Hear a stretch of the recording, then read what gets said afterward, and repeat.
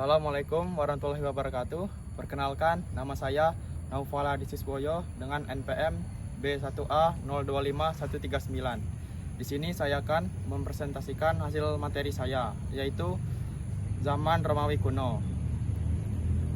Bangsa Romawi kuno merupakan kelanjutan dari bangsa Yunani.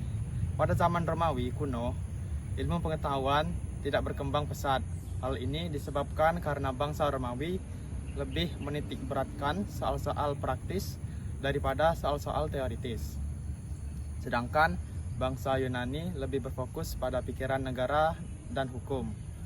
Sehingga bangsa Yunani lebih banyak menghasilkan ahli-ahli filsafat.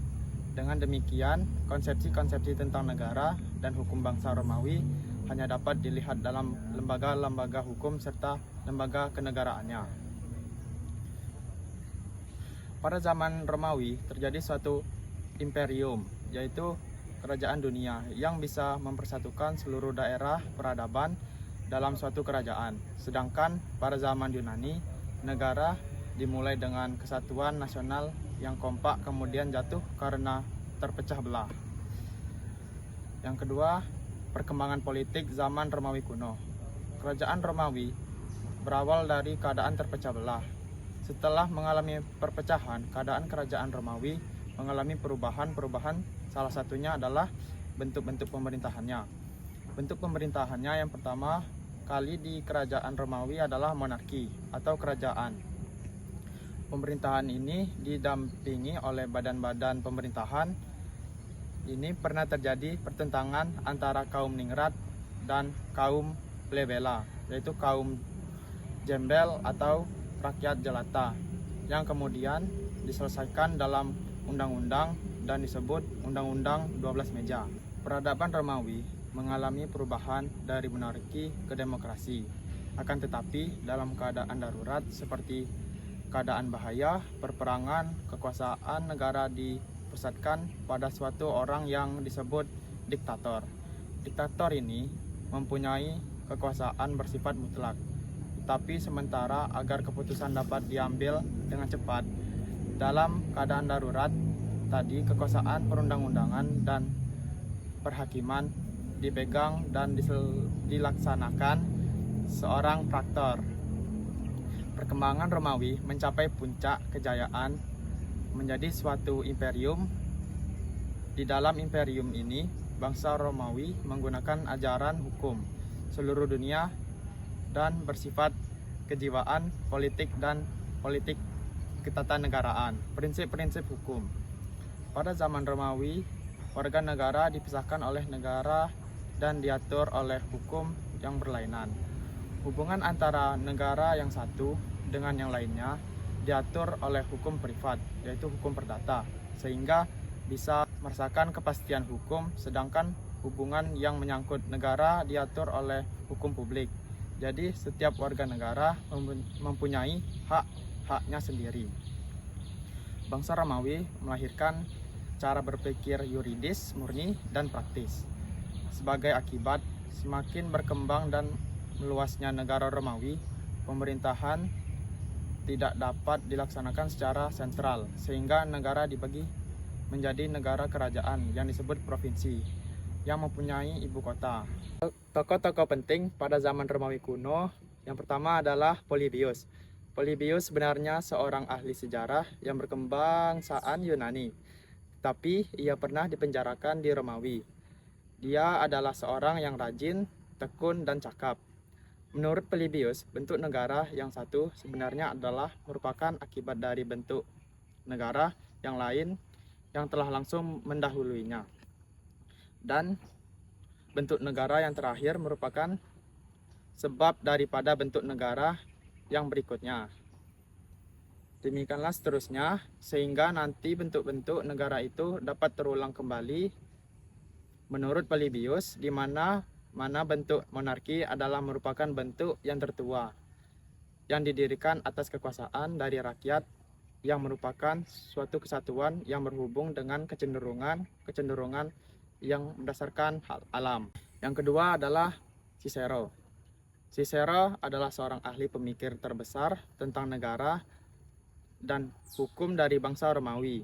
Ia hidup pada tahun 106 sampai 103 sebelum Masehi. Negara menurut Cicero adanya itu adalah merupakan suatu keharusan dan yang harus didasarkan atas rasio manusia.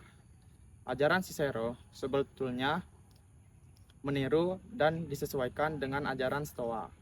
Menurut bentuk pemerintahan, Cicero berpendapat bahwa bentuk yang baik itu adalah bentuk yang merupakan campuran dari 3 bentuk pemerintahan. Yang baik, monarki, aristokrasi, dan republik. Cicero mengatakan bahwa hukum yang baik adalah hukum yang didasarkan atas rasio yang murni. Oleh karena itu, hukum positif harus didasarkan atas adil-adil hukum, alam kuadrat. Jika tidak demikian, maka hukum positif tidak mempunyai kekuatan mengikat. Yang ketiga adalah Seneca. Seneca pernah menjadi guru Kaisar Nero. Ia meninggal pada tahun 65 sesudah Masehi. Kekuatan negara hanya tinggal pada ketataraannya. Raja-raja yang memegang pemerintahan telah rusak akhlaknya. Sistem pemerintahan Imperium Romawi yaitu divide et impere, pecah dan berkuasa. Tidak mampu menciptakan persatuan yang kuat. Hal ini berbeda dengan kerajaan-kerajaan lain seperti Yunani. Kelemahan bangsa Romawi adalah mereka menggunakan tipu muslihat untuk kepentingan negara. Akibat setelah kejatuhan Imperium Romawi, pemikiran tentang negara dan hukum beralih ke abad pertengahan. Pemikiran tidak lagi berpusat pada filsafat, melainkan pada reokrasi atau agama. Perkembangan pemikiran ini muncul bersamaan dengan tumbuhnya ajaran Kristen.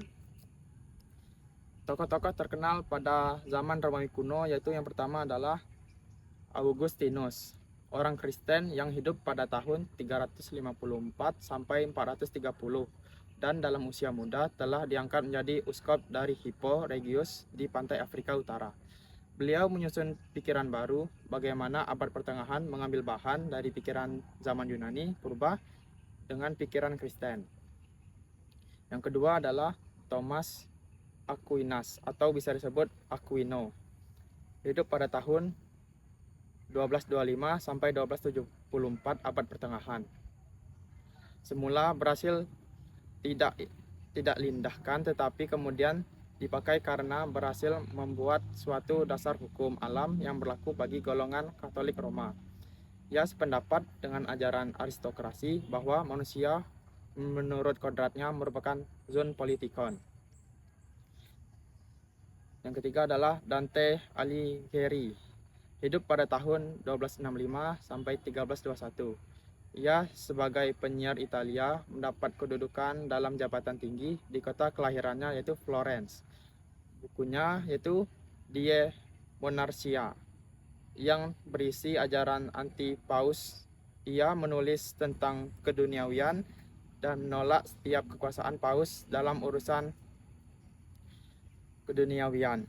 Sebagai akibat dari tulisan Dante tersebut, maka pada permulaan abad 14 terjadi perselisihan antara paus dengan raja, dan terakhir dengan kemenangan raja. Buku yang berjudul Die Monarchia dari Dante terbagi atas 3 bab. Yang pertama adalah membicarakan kerajaan dunia. Yang kedua, menyelidiki apakah Kaisar Romawi itu merupakan kaisar yang sah. Yang ketiga adalah apakah kekuasaan kaisar itu berasal dari Tuhan, berasal dari seorang perantau. Kesimpulannya adalah peradaban Romawi kuno merupakan kelanjutan dari Yunani, namun lebih menekankan aspek praktis. Romawi berkembang dari monarki, republik, hingga imperium besar yang mempersatukan berbagai wilayah. Sistem hukumnya membedakan hukum publik dan privat.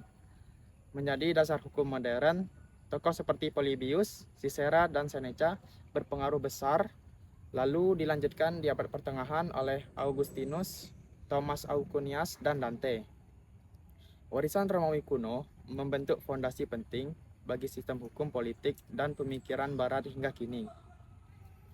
Terima kasih telah menyimak presentasi saya. Sekian, wassalamualaikum warahmatullahi wabarakatuh.